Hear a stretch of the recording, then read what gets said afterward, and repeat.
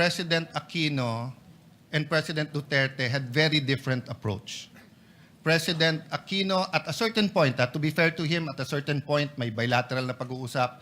But after the standoff sa Scarborough, nagkaroon po ng, for lack of better word, we call it megaphone diplomacy.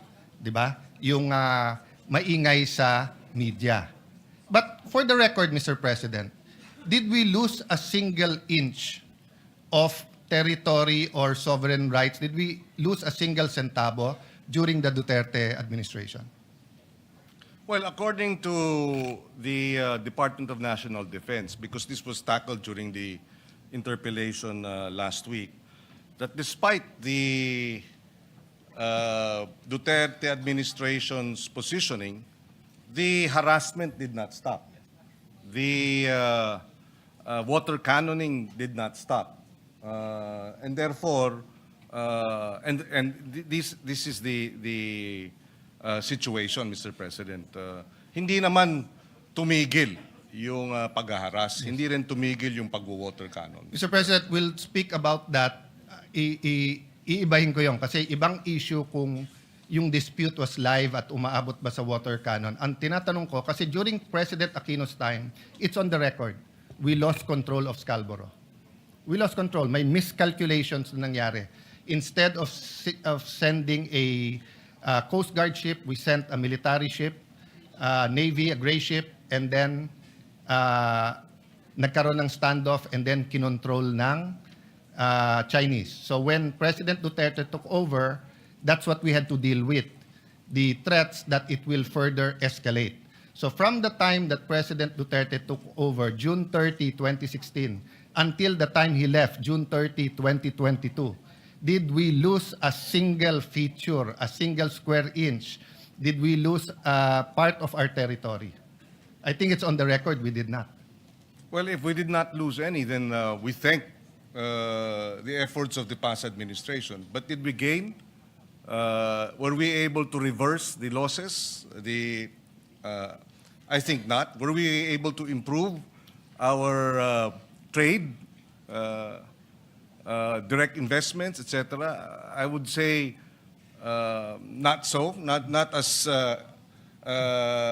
robust in terms of other countries. So therefore, may plus minus din po, Mr. President. Well, let me answer that in two ways. First, I appeal to the records. We had more trade than during the Aquino administration. More bananas, other fruits were allowed into China. The tourism went up. First time in our history, lumaban yung dami ng Chinese versus dumami ng Japanese. And then yung hindi nakakapangisda, your staff, I have my support staff, you have your support staff, they can Google it. President Duterte announced that our fishermen can fish. Hindi lang pwede sa loob ng lagoon. And pati yon meron dahilan because spawning grounds yon eh. So hindi dapat mag-fish dun sa loob. Long story short, hindi nakakapag-fish nun. Did we gain? That is now the challenge of the Marcos administration.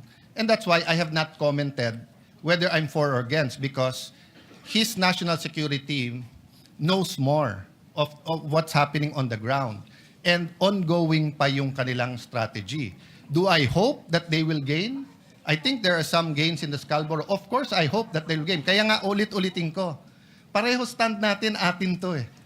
Yung approach natin ang iba. And tayo, nakakapag-discuss tayo. I will agree with you or disagree. You will disagree with me.